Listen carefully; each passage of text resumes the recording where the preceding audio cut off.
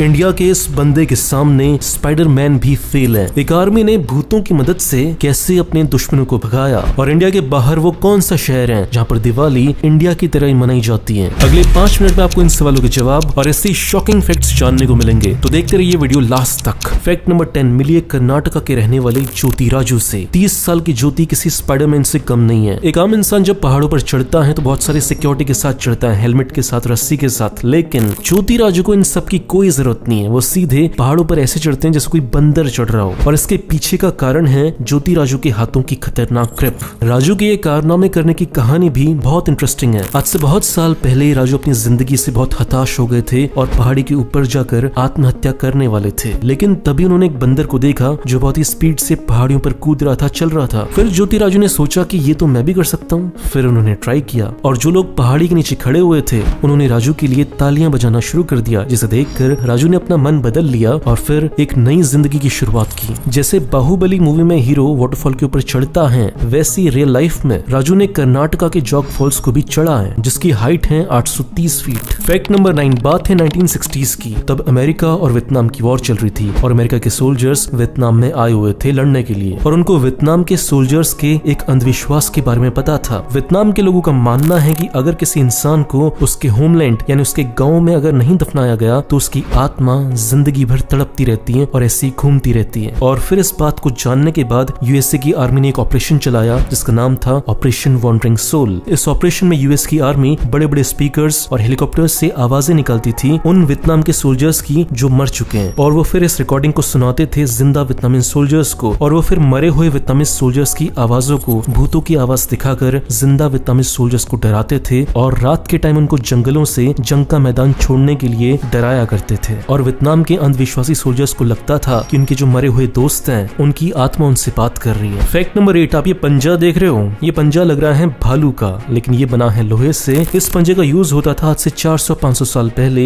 India में, Iran में, इन areas में युद्धों के दौरान वहाँ के योद्धा इसे अपने हाथ में पहनते थे और फिर इनसे लड़ते थे। इस हाथ का अगर एक पंजा पड़ गया तो सामने वाला बंदा ढेर हो जाता था। फैक्ट नंबर 7, पाकिस्तान में क्या दिवाली मनाई जाती है या नहीं मनाई जाती है? साल 1947 से लेकर साल 2016 तक पाकिस्तान में दिवाली की कोई छुट्टी नहीं होती थी, लेकिन साल 2016 में उन्होंने एक अच्छा काम किया है कि दिवाली और होली पर उनके वहाँ छुट्टी मनाई जाएगी। फैक्ट नंबर 6, ये फैक्ट बहुत शॉकिंग है। एक बंदा जिसने रेलवेज की ऐप बनाई और रेलवेज की IRCTC से तेज बनाई, और फिर सरकार ने उसके साथ क्या किया, उसे जेल भेज दिया। बहुत बढ़िया। बात है तमिलनाडु के S युवराजा की, जो कि IIT खड़गपुर से पढ़े। फिर उन्होंने 2 ऐप्स बनाई, सुपर तत्काल और सुपर तत्काल प्रो। इस ऐप की मदद से आप रेलवेज की IRCTC से तेज रेलवेज की बुकिंग कर सकते थे, लेकिन पुलिस ने इस ऐप को बंद करवा दिया और इन्हें जेल भेज दिया। अगर यही काम कोई लड़का यूरोप के देश में या USA के देश में करता तो वहाँ की सरकार उसे अवार्ड देती और इनाम देती कि तुमने ऐसी चीज बनाई जो हमारे सिस्टम से अच्छी थी, लेकिन ये इंडिया है, हमने उसे जेल भेज दिया। और फिर हम बेशर्मी से ये सवाल भी पूछते हैं कि इंडिया के टैलेंटेड लोग USA और यूरोप क्यों चले जाते हैं? इसलिए चले जाते हैं क्योंकि यहाँ पे उनके काम की रिस्पेक्ट नहीं की जाती। और फिर जब यहाँ का बंदा वहाँ जाकर कोई बहुत बड़ा इंसान बन जाता है, सुंदर पिचाई टाइप, फिर हम बोलते हैं कि देखो देखो ये तो इंडिया का बंदा था, तालियां बजाओ तालियां। और फिर हम बेशर्मी से उसकी सफलता में खुद प्राउड फील करते हैं। फैक्ट नंबर 5, यूके का एक ऐसा शहर है जहाँ पर दिवाली इंडिया की तरह ही धूमधाम से मनाई जाती है, और उस शहर का नाम है लेस्टर। यहाँ पे हर साल लगभग 50,000 लोग दिवाली मनाने के लिए इकट्ठा होते हैं। फैक्ट नंबर 4, क्या लगता है आप कितनी भाषाएं बोल सकते हो? 2, 3, 4, मैक्सिमम 5। लेकिन दुनिया में एक ऐसा बंदा भी था जो 58 लैंग्वेजेस बोल सकता था। हाँ, 58, और उसका नाम था हेरोल्ड विलियम्स।